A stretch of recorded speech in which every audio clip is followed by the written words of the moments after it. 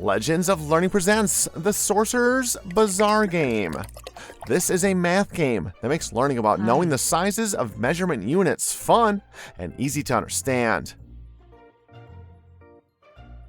In this informative instructional game, welcome to the Sorcerer's Bazaar. Are you ready to learn how to make potions? By learning how to make these potions, you will also learn units of measurement and their conversions in an intuitive and fun way. To prepare.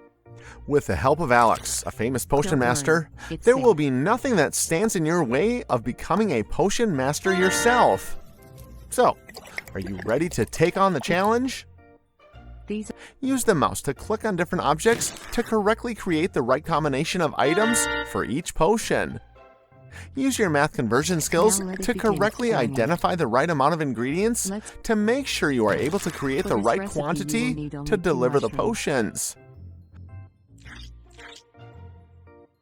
Complete all the levels to win the game.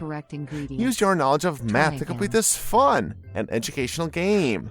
Have fun and enjoy playing. Now